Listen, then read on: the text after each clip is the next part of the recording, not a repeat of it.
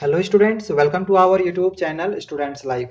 आज हम हिस्ट्री का chapter 1 the rise of nationalism in Europe से 3 मार्क्स के इम्पॉर्टेंट क्वेश्चंस को देखेंगे जो कि हमारे एग्जाम में पूछा जा सकता है।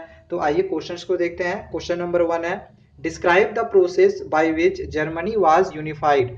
उस प्रक्रिया का वर्णन करना है जिसमें जर्मनी यूनिफाइड था।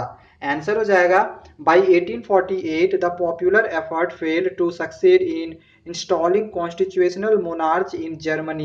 Thereafter, the task for unification of Germany was taken over by Prussia and its Chief Minister Otto von Bismarck, who followed a policy of blood and iron within a period of 7 years. Three were fought with Denmark, Austria, and France. These states were defeated. In January 1871, the process of unification of Germany was completed. The Prussian kind William I was proclaimed Germany emperor. Next question आगे आते हैं question number 2 में। Question number 2 है, describe the process of unification of Italy. Italy के unification की प्रक्रिया का वर्णन करना है।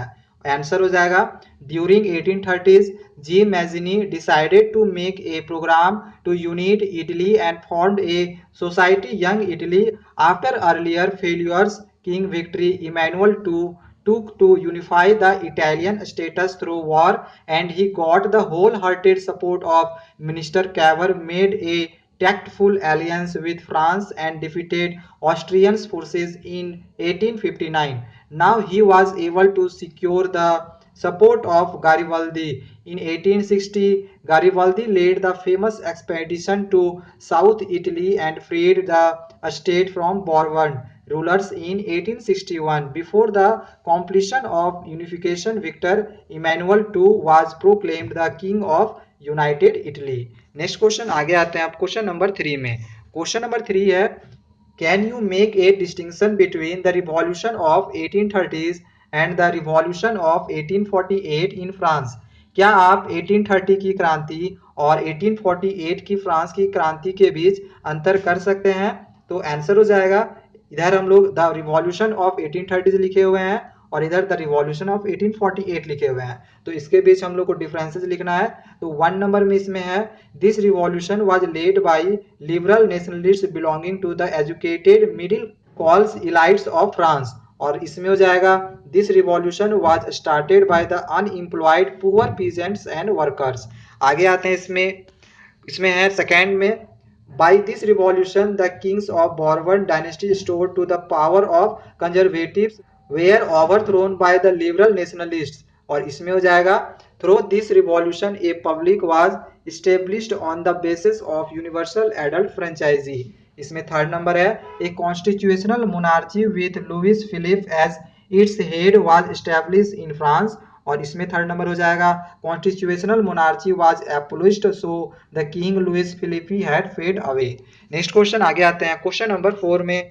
क्वेश्चन नंबर 4 है, who was Giuseppe Garibaldi, what was his contribution in the freedom of movement of Italy.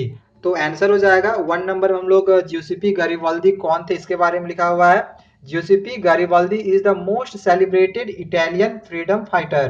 He came from a family engaged in coastal trade and was a seller in the merchant navy. इसके बाद second number में हम यहाँ पे contribution लिखे हुए हैं, तो इसमें हो जाएगा, in 1833 he met Mazzini and joined the young Italy movement and participated in a Republican uprising in Piedmont in 1834. The uprising was suppressed. Giuseppe Garibaldi had to flee to South America, where he lived in exile till 1848. In 1854, he supported Victor Emmanuel II in his efforts to unite the Italian states. Giuseppe Garibaldi led the famous expedition of the Thousand to South Italy. In 1867, Garibaldi led an army of volunteers to Rome to fighters, the last obstacle to the unification of Italy. Next question आगे आते हैं question number 5 में। 5 number है, how would you explain the fate of Ireland. आप Ireland के भाग्य की व्याख्या कैसे कर सकते हैं? तो नंबर 1 है, Ireland was a country deeply divided between Catholics and Protestants. Second, the English helped the Protestants of Ireland to establish their dominance over largely Catholic country. Third number है Catholic revolts against British dominance were suppressed. और fourth number है after a failed revolt led by Wolfe Tone and his United Irishmen Ireland was forcibly incorporated into United Kingdom in 1801। Next question आगे आते हैं question number 6 में। Question number 6 है Why was the Napoleonic rule over other regions unpopular with some sections of Europe? तो answer हो जाएगा due to following reasons. The Napoleonic rule over other regions was unpopular with some sections in Europe. Number one है the newly acquired territories had to face increased taxation and censorship. Number two है the forced conscription into French army to conquer other parts of Europe was not popular with the newly conquered people. और number three है administrative reforms did not go hand with political freedom. The newly annexed regions found themselves under French rule. Next question आगे आएंगे question number 7 में। 7 number है explain the three futures of the class of landed aristocracy of Europe. Europe के भू अभिजात वर्ग की तीन विशेषताओं की व्याख्या करना है। तो नंबर वन है during the mid 18th century a landed aristocracy was dominant class in Europe both politically and socially. Number two है the members of this landed aristocracy were united by a common ways of life that cut across regional division. Number three है they owned huge properties both in rural and urban areas. Next question आगे आते हैं question number 8 में। Question number 8 है how did nationalism and the idea of nation states emerge explain. राष्ट्रवाद और राष्ट्र राज्यों के विचार की व्याख्या कैसे हुई। तो नंबर वन है the nationalism and the idea of nation states emerged among the culturally diverse and regional social groups of European continent. Number two है with the formation of European society due to industrialisation the new middle class emerged. It comprised labor, working class population, industrialization, businessmen, professionals, etc.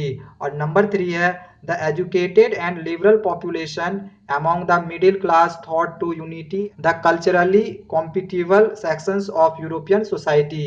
Hence, they thought of nationalism and this led to the emergence of the idea of nation states. Next question आगे आते हैं question number 9 में। तो question number 9 है अब Which three issues were visualized by Frederic Sorrieu? Frederic Sorrieu द्वारा कौन सी तीन मुद्दों पर कल्पना की गई थी।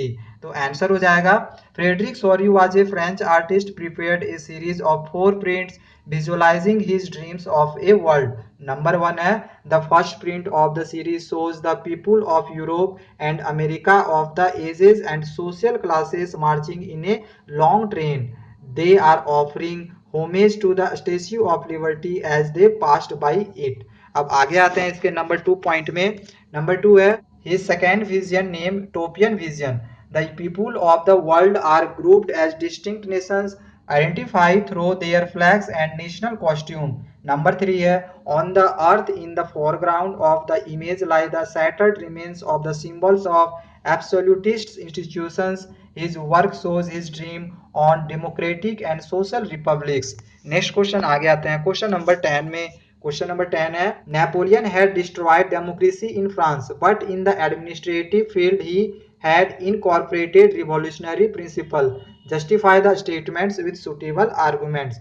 नेपोलियन ने फ्रांस में लोकतंत्र को नष्ट कर दिया था लेकिन प्रशासनिक क्षेत्र में उसने क्रांतिकारी सिद्धांतों को शामिल किया था। इस स्टेटमेंट को जस्टिफाई करना है। तो आंसर हो जाएगा following were the reforms brought by Napoleon in the administrative system. Number one है the civil code of 1804 usually known as the Napoleonic code did away with all privilege based on birth. Number 2 है it established equality before law and secured the right to property. Next है Napoleon simplified administrative division, abolished the feudal system and freed peasants from serfdom and manorial dues. और number 4 है in the towns to guild restrictions were removed. इसके बाद फिर एक आखिरी point है transportation and communication system was improved. इसके बाद 10 क्वेश्चंस और है। वीडियो लंबा हो गया है इसलिए बाकी के 10 क्वेश्चंस मैं अपने अगले वीडियो में बनाऊंगा। तब तक आप हमारे चैनल को लाइक करें, सब्सक्राइब करें और बने रहें हमारे साथ। Thank you.